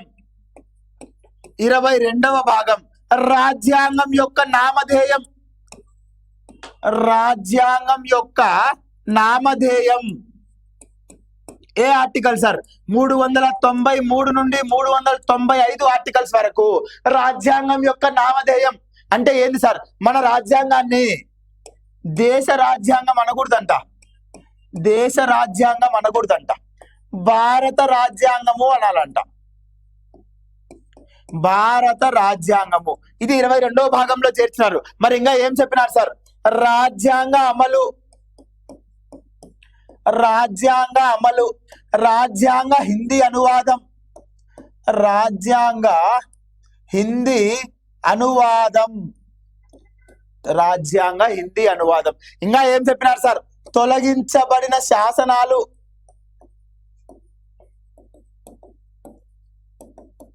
ఇవన్నీ 22వ భాగంలో చెప్పినారు సార్. ఏమేమి ఉన్నాయి? రాజ్యాంగం యొక్క నామధేయం అనగా దేశ రాజ్యాంగం అని పిలుచకూడదంట, భారత రాజ్యాంగం అని పిలవాలి. ఆ తర్వాత రాజ్యాంగం అమలు. 1950 జనవరి 26న రాజ్యాంగాన్ని అమలు చేసుకున్నామా? ఆ రాజ్యాంగ అమలు ఏ భాగం ద్వారా అంటే 22వ భాగం ద్వారా. క్లియర్ గా ఉండాలి సార్. రాజ్యాంగ హిందీ అనువాదం. ఫర్ సపోజ్ మౌలిక రాజ్యాంగం అనగా 1950 జనవరి 26న అమలులోకి వచ్చిన రాజ్యాంగం ఇంగ్లీష్ భాషలో ఉంది. ఇంగ్లీష్ భాష ఇటాలిక్ ఫాంట్. ఇంగ్లీష్ భాష ఇటాలిక్ ఫాంట్ లో ఉంది. మరి నాలాంటి చరణ్ కి ఇంగ్లీష్ రాదు, భవిష్యత్తులో దాన్ని హిందీ ట్రాన్స్లేట్ చేయాలంటే ఎలా ట్రాన్స్లేట్ చేయాలి అని బిఆర్ అంబేద్కర్ ముందు చూపుతో ఆలోచించి ఏం చెప్పినాడంటే, రాజ్యాంగ హిందీ అనువాదం చేయాలంటే దానికి ఉన్న కండిషన్స్ ఏంటి, రూల్స్ అండ్ రెగ్యులేషన్స్ ఏంటి, దానికి పర్మిషన్ ఎవరు ఇవ్వాలి అన్న అంశాలు మొత్తం 22వ భాగంలో చెప్పాడు. తొలగించబడిన శాసనాలు అంటే స్వాతంత్రానికంటే ముందు కొన్ని శాసనాలు ఉంటాయా, అవి తర్వాత స్వాతంత్రానంతరం ఉపయోగపడవు, వాటిని తొలగిస్తామా లేదా కొన్ని శాసనాలను మళ్ళీ రీమోడల్ చేసుకుంటాం అనగా సవరణలతో మళ్ళీ తీసుకొస్తామా, ఆ శాసనాలను మొత్తం చేర్చండి. ఎందుకంటే స్వాతంత్ర పూర్వం ఉన్న శాసనాలు భవిష్యత్ తరాలకు తెలియాలి. అప్పుడు ఎలాంటి శాసనాలు ఉన్నాయి, ఎలాంటి రూల్స్ అండ్ రెగ్యులేషన్స్ ఉన్నాయో భవిష్యత్ తరాలకు తెలియాలి అని తొలగించబడిన శాసనాలను 22వ భాగంలో చేర్చమన్నాడు. ఎవరు? మన భారత రాజ్యాంగ రూపకర్త భీమ్రావ్ రామ్జీ అంబేద్కర్, బిఆర్ అంబేద్కర్ అంటాము. ఇవి 22 భాగాల గురించి క్లియర్ గా. సార్ ఏంది 22 కనపడతాడాయి, 25 అన్నావే, ఏం చెప్పినా కనపడేది 22, మధ్యలో సబ్ క్లాసులు ఉండలా, ఆ సబ్ క్లాసులతో కలిపి 25 అవుతాయి. ఒకసారి చూద్దామా? చూద్దాం. సార్ మౌలిక రాజ్యాంగంలో ఉన్న భాగాలు 22 డన్. కొత్తగా చేర్చిన భాగాలు ఏంటి sir? 4 sub class A, 9 sub class A, 9 sub class B, 14 sub class A, ఇవేనా చేర్చింది? సార్ 9th పార్ట్ కూడా చేర్చిందిలా, అండమాన్ నికోబార్ దీవులు తీసేసి పంచాయతీరాజ్ వ్యవస్థ తీసుకొచ్చిందిలా. 9వ భాగం ఉండేదే కదా బా, ఉండి దాంట్లోనే కదా మళ్ళా పెట్టినాము, కొత్తగా నెంబరింగ్ ఏమి ఇలా కదా, అందుకే కొత్త వచ్చింది ఏంటి అంటే సబ్ క్లాసులు చెప్పు. 4 sub class A, 9 sub class A, 9 sub class B, 14 sub class A, ఇవి కొత్తగా వచ్చినవి సార్. 9వ భాగం ఉండే దాంట్లోనే అంశం చేర్చినాం అంతే, దాన్ని కొత్తగా వచ్చింది అనకూడదు కదా. ఇవి కొత్తగా చేర్చిన భాగాలు. ఎన్ని కొత్తగా చేర్చినాం? 4 చేర్చినాం. ఆ తర్వాత తొలగించింది ఎన్ని? 1 తొలగించినాం. ఆ 1 ఏంది? 7వ రాజ్యాంగ సవరణ కాదు, 7వ భాగం తొలగించినాం కదా. 7వ భాగం తొలగించేసినామా సార్? 9వ భాగం కూడా తొలగించిందిలా, తొలగించి మళ్ళీ చేర్చిందిలా దాంట్లో. 9వ భాగం తొలగించిన అండమాన్ నికోబార్ దీవులు, మళ్ళీ దాంట్లో పంచాయతీరాజ్ వ్యవస్థ చేర్చిందిలా అంటే ఖాళీగా ఏం లేదు, అది నింపేసినాం కాబట్టి అది చెప్పకూడదు. తొలగించింది ఏంది అంటే 7వ భాగం తొలగించినాము. ఇప్పుడు చూడు, 22 + 4 ఎంత? 26. 26లో నుంచి 1 తీసేస్తే ఎంత? 25. అనగా ప్రస్తుత రాజ్యాంగంలో ఉన్న భాగాలు ఎన్ని? 25. మౌలిక రాజ్యాంగంలో ఉన్న భాగాలు ఎన్ని? 22. క్లియర్ గా ఉండాలి సార్. ఒక చాప్టర్ చదువుతాండవంటే నీకు ఏ డౌట్ రాకూడదు. ఎందుకు రాకూడదు? వేరే ఫ్యాకల్టీలు ఎట్లా చెప్తారో నాకు తెలియదు, బట్ చరణ్ సార్ చెప్తే నువ్వు క్లాస్ నుండి బయటికి ఎట్టబోవాలంటే ఇంకా నాకు జాబ్ వస్తాదిరా అని కాన్ఫిడెంట్ గా పోవాలా, అంతేగాని డౌట్ గా జాబ్ వస్తాదో రాదో, ఏ వస్తాయో రావో పరీక్షలు, రేపు పరీక్ష ఏమైతాదో ఏమో టెన్షన్ ఉండకూడదు. చెప్పేది ఎవరు? చరణ్ సారు. కాన్ఫిడెంట్ గా ఉండాలి చదువు అనేది. క్లియరా? Crystal clear. మరి కొత్తవి ఏంటి? ఆ రాజ్యాంగ సవరణ ఏంటి? ఆ ప్రధాని ఎవరు? రాష్ట్రపతి ఎవరు? ఒక్కసారి చూద్దాం, చూసి క్లోజ్ చేస్తా. డన్. మరి 4వ భాగం 4 సబ్ క్లాస్ ఏ కొత్తగా చేర్చిన అంశం ఏంది? ఒక దగ్గర రాసుకో, రివిజన్ కు బాగుంటది. ప్రాథమిక విధులు చేర్చినాం. రాజ్యాంగ సవరణ 42వ రాజ్యాంగ సవరణ 1976 తీసుకొచ్చిన ప్రధానమంత్రి ఇందిరాగాంధీ, రాష్ట్రపతి ఫక్రుద్దీన్ అలీ అహ్మద్. డన్. ఇది కొత్తగా చేర్చినాం. ఇంకా ఏం చేర్చినాం సార్? 9 సబ్ క్లాస్ ఏ నగర పాలక సంస్థలు, లోకల్ సెల్ఫ్ బాడీస్. మరి ఏ రాజ్యాంగ సవరణ? 74వ రాజ్యాంగ సవరణ 1992. పివి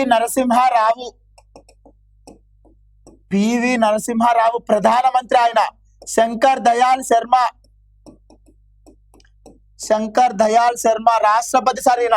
ఇది కొత్తగా చేర్చిన 4 ఆఫ్ ఏ భాగం, 9 ఆఫ్ ఏ భాగం. మరి ప్రాథమిక విధుల ఆర్టికల్స్ అంటే 51 సబ్ క్లాస్ ఏ, దీనికి ఆర్టికల్స్ అంటే 243 పి నుండి జెడ్ సబ్ క్లాస్ జి వరకు. ఇంత క్లారిటీగా ఉండాలి నీ నోట్స్. కొత్తగా చేర్చిన భాగం, అంశం, ఆర్టికల్, ఏ రాజ్యాంగ సవరణ, ప్రధానమంత్రి, రాష్ట్రపతి, ఈ విధంగా ఉండాలి సార్. క్విక్ రివిజన్ అంటాం దీన్ని. క్విక్ రివిజన్ ఎప్పుడు చేయాలా?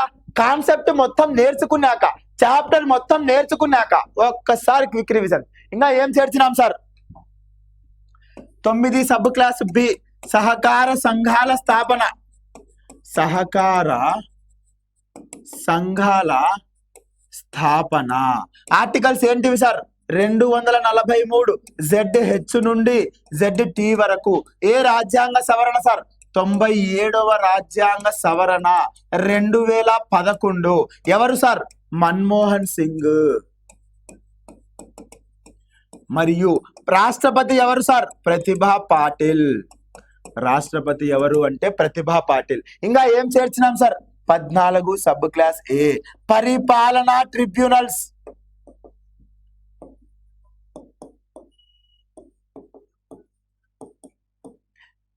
323 సబ్ క్లాస్ ఏ పరిపాలనా ట్రిబ్యునల్స్.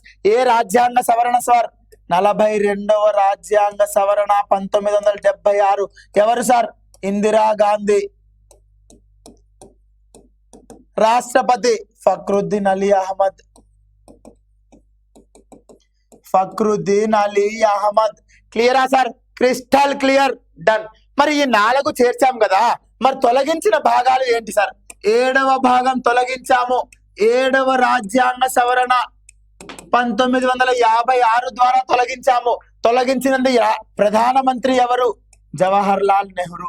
రాష్ట్రపతి ఎవరు? బాబు రాజేంద్ర ప్రసాద్. బాబు రాజేంద్ర ప్రసాద్. మరి ఏముండింది సార్? పార్ట్ బి రాష్ట్రాల గురించి ఉండింది. పార్ట్ బి రాష్ట్రాల గురించి. ఏ ఆర్టికల్ సార్? 238వ ఆర్టికల్. ఇది తొలగించింది. ఇంకా ఏం తొలగించినాం సార్? 9వ భాగం కూడా తొలగించినాం. ఏమునింది సార్? అండమాన్ నికోబార్ దీవుల గురించి ఉన్నింది. ఎలా తొలగించినాం సార్? సేమ్ 7వ రాజ్యాంగ సవరణ 1956. ఇదే జవహర్ లాల్ నెహ్రూ, ఇదే బాబు రాజేంద్ర ప్రసాద్, వీళ్ళే ఇక్కడ కూడా. ఎందుకంటే సేమ్ రాజ్యాంగ సవరణ కాబట్టి నీట్గా స్క్రీన్ షాట్ తీసుకో.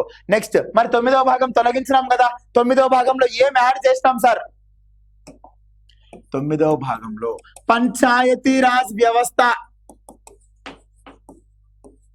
పంచాయతీ రాజ్ వ్యవస్థ. ఏ ఆర్టికల్ సార్? 243, 243 సబ్ క్లాస్ ఏ నుండి సబ్ క్లాస్ ఓ వరకు. ఏ రాజ్యాంగ సవరణ సార్? 73వ రాజ్యాంగ సవరణ 1992. ఎవరు సార్? పివి నరసింహారావు మరియు శంకర్ దయాల్ శర్మ. రాష్ట్రపతి ఎవరు అంటే శంకర్ దయాల్ శర్మ. ఇది క్రిస్టల్ క్లియర్ గా రాజ్యాంగ భాగాల గురించి. ఇంతకు మించి సమాచారం లేదు. గ్రూప్ 1 స్థాయిలో కూలంకుషంగా నేను డిస్కస్ చేశాను. క్లియరా? నీట్ గా నోట్స్ రాసుకో.